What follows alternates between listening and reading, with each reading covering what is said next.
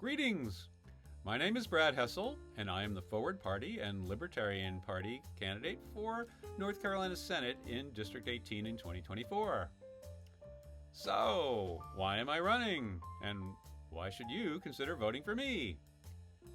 There's also a Democrat and a Republican on the ballot in our district, and all three of us have policy ideas on the economy, on health care, and on education, all the issues that most North Carolinians care about. My ideas are the best, of course. You can check out my website at electbradhessel.org and see for yourself. But what I am focusing on is electoral reform. I am not a happy camper. We have a political climate crisis in America today. We have politicians and candidates who allocate more energy to tweeting creative personal insults of their opponents than thinking seriously about governing. Worse still, they even go after their opponents' supporters. Their message to their own base is, "You can only succeed if my opponent's supporters fail." This is crazy. There are perfectly sensible solutions to our problems that would benefit all of us. And it's not just crazy, it's flat out wrong. Attempting to use government to force people who are not hurting anyone to behave the way you think they should when they disagree with you, it's fundamentally unethical. People should treat other people the way they want to be treated. You've probably noticed that the establishment parties fight tooth and nail over social issues like abortion and gender and sexual minority rights, and more recently over which of each other's candidates belong in jail or in front of a firing squad. But when it comes to what works best for the banksters or for big pharma, big insurance, big energy, big tech, and of course the military-industrial complex, it doesn't really matter much whether the D's or the R's are in charge. There's always more war, always more deals and bailouts for them, and more debt for the rest of us, and always more laws and more regulations and less freedom. So I started out as a peace Democrat in the 70s, but became disenchanted with their toxic identity politics and incontinent spending. And besides, it was Richard Nixon, a Republican, who ended the Vietnam War and opened things up with China, and it was Ronald Reagan, another Republican, who ended the Cold War and opened things up with Russia. So I switched to Republican. But guess what? While they talked a good game with respect to financial responsibility, when the R's were in charge, the national debt increased as much or even more than under the D's. And it turned out they were at least as intolerant, probably more so.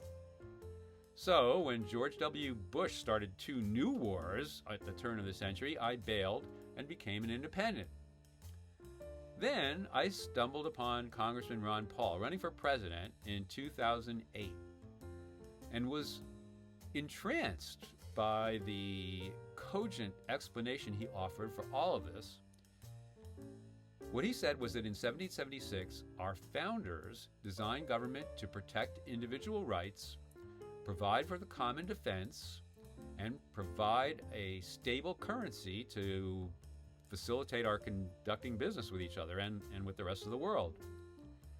But since then, we have piled more and more functions onto government that it was not designed to perform. And now, government not only does a lousy job trying to manage all these new functions, but it can't even get the original 3 right anymore. And as the resulting plethora of laws and regulations expanded year after year, corporate interests learned not only that they needed a seat at the table to protect themselves with government butting up more and more in their grill, but that rigging the rules of the game in their favor was a convenient way to stifle innovation that could threaten their market position. In 2012, Dr. Paul ran again, and I switched my registration to Libertarian.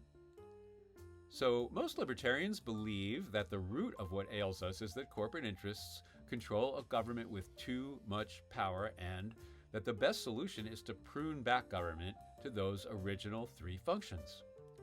This explains why the establishment parties frenetically raise the temperature on divisive social issues, to disguise the fact that on the important matters that will materially affect our kids' future, war, finances, protecting corporations at the expense of the rest of us, there's virtually no daylight between them.